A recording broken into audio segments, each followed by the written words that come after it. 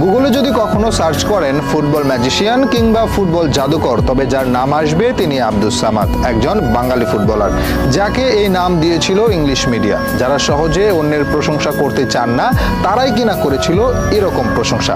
ভাবা যায়? ভাবতে হলে আগে জানতে হবে এই আব্দুস সামাদের ব্যাপারে। কে ছিলেন এই ফুটবলার?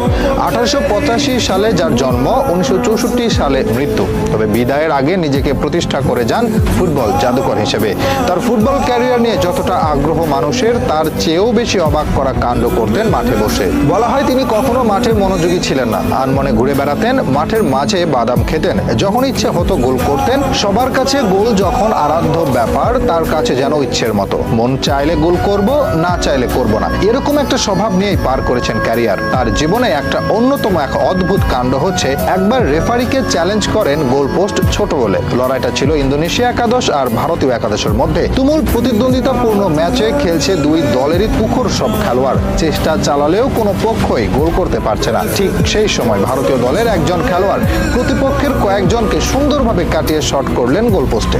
বল পোস্টে লাগলে রেফারিকে গিয়ে বললেন পোস্টের সাইজ ছোট, সেটা মেপে দেখতে। রেফারি ভাবেন মজা করছেন সামাদ, তবে তার জোড়াজুড়িতে পোস্ট মেপে দেখা যায় সত্যিই পোস্টের সাইজ ছিল ছোট।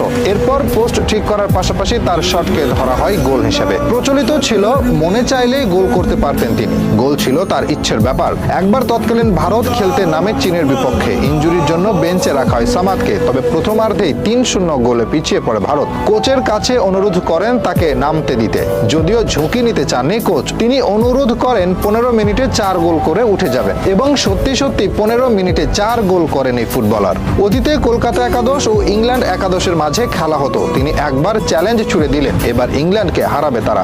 অহংকারী ব্রিটিশরা কথাটা ভালোভাবে নেয়নি, তারা চেয়েছিল ভারতকে বরাবরের মতো গুঁড়িয়ে দিতে। তবে এবার আর সেটা করতে পারেনি, উল্টো হজম করে এক হালি গোল, যার নেপথ্যে ছিলেন সামাদ। তার এরকম পারফরমেন্সে বিমোহিত হয়ে শেষ পর্যন্ত তাকে ফুটবল জাদুকর হিসেবে আখ্যা দেয় ব্রিটিশ মিডিয়া। এরকম আরো অসংখ্যবার অদ্ভুত পারফরমেন্স দেখিয়ে আলোচনায় ছিলেন তিনি। দুর্ভাগ্য যে সেই সময় ইন্টারনেট ছিল না এত আধুনিক ক্যামেরা, নয়তো এই প্রজন্ম জানতে পারতো কত বড় একজনকে মিস করেছি আমরা। 1938 সালে ফুটবল থেকে অবসর নেন তিনি। এরপর 1947 সালে দেশ ভাগ হয়ে গেলে তিনি চলে আসেন পূর্ব পাকিস্তানে। তিনি বসবাস করতে শুরু করেন দিনাজপুরের পার্বতীপুরে। জীবনের বাকিটা সময় এখানেই কাটে তার। এখানেই মারা যান 1964 সালে।